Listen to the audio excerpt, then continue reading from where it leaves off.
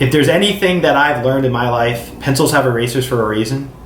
Use this video as a possibility that maybe there's some extra details that have been overlooked that are in the main file. We feel very strongly that that may lead things into the right direction and get this case concluded.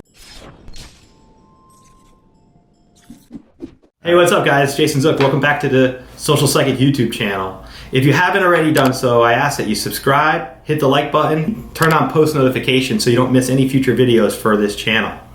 Today's video, we're going to talk about the continuation of our theory of Jennifer Kesse's disappearance. What I'd like to do is go through the information that we submitted to the Orlando Police Department in August of 2017. Without revealing everything, obviously we want to protect the integrity of the investigation. We do want to share what we have, at least to keep each of you out there intrigued by what we're figuring out ourselves here as part of our theory for Jennifer Kesse. For our purposes today, we're going to refer to the main person who kidnapped Jennifer and who scoped her out as Suspect A, and his accomplice is Suspect B. Suspect A, he scoped out Jennifer for about 2 weeks before actually acting on kidnapping her and taking her away from her complex. He worked at her complex. That's our theory. He actually was there, he had a reason to be there, and he was able to blend in. Jennifer recalls that she went to check the mail that morning, and when she went to the mailbox, he didn't alarm her because she had seen him in that area before. So when she went to check her mail, she saw a couple of, when you get junk mail, she was looking through the junk mail and was throwing some of that away when he approached her. And her recollection is he overpowered her and she scraped her knee during that first confrontation. And then he drug her with something because she remembers falling asleep pretty quickly, passing out. And she does recall that he was not a native speaking English speaker, that he was a Spanish speaker and English was a second language. He kept her drugged during those 2 weeks. So when he would go to work, even at her complex in construction, is what my understanding is what she thinks he did.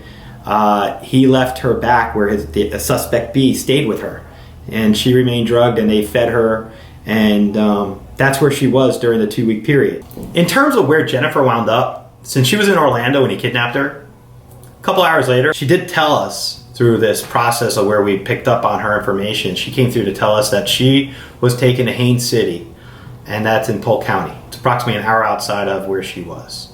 That's where she stayed the remaining 2 weeks before she passed on.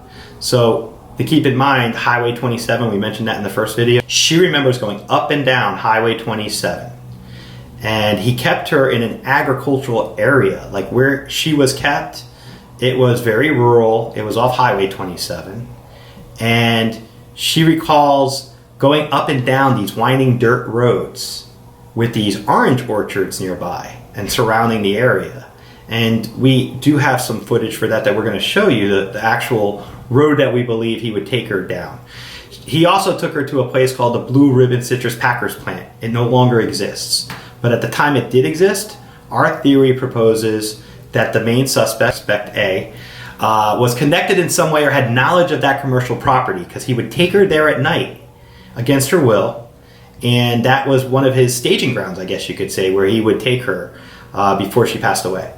So that's another part of the theory that I want to make sure we share with each of you. Now, there are details in the police report that we're not mentioning here because we want to make sure those extra details remain with the authorities only, and they're not disclosed to the general public. For Jennifer, I want people to know that even though she was kept against her will for 2 weeks, she relays to share with me that she didn't suffer significant pain. She didn't suffer pain even when she transcended to the other side.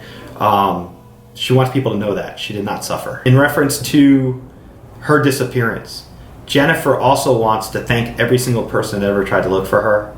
She appreciates everything that they tried to do, her family and her friends, and she really wants, in some way, if any of this information comes out, to help provide the extra details that they need to solve this case after all this time. With reference to what we want people to know about all this stuff is, we had this information come to us through meditative purposes and just through being an intuitive psychic medium.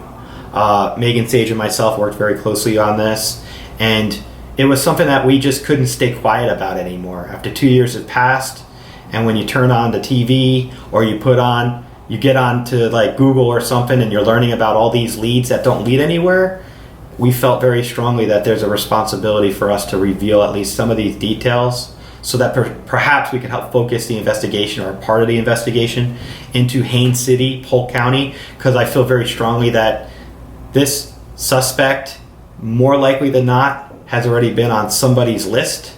He's been on the radar. He's just been able to blend out of it, or get himself out of it from being further scrutinized. And I believe that if you were to scrutinize the original list of the people that you investigated, I'm directing this to the authorities, you may very well have someone right under your nose who has the extra information you need to settle this case and get it resolved. I just want to thank everybody for tuning into this video. This is our last Jennifer Kesse video for this series. There are 3 videos total. Check them out if you haven't seen them in the right order.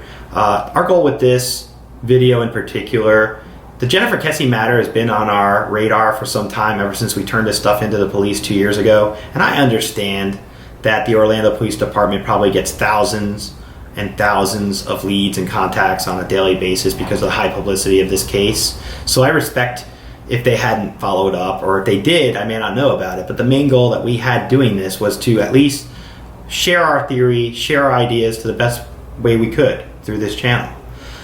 I've really enjoyed doing this video, and I really want to thank Megan Sage for her contributions and hard work putting this stuff together. I also want to thank every single member of our audience who's watching this right now.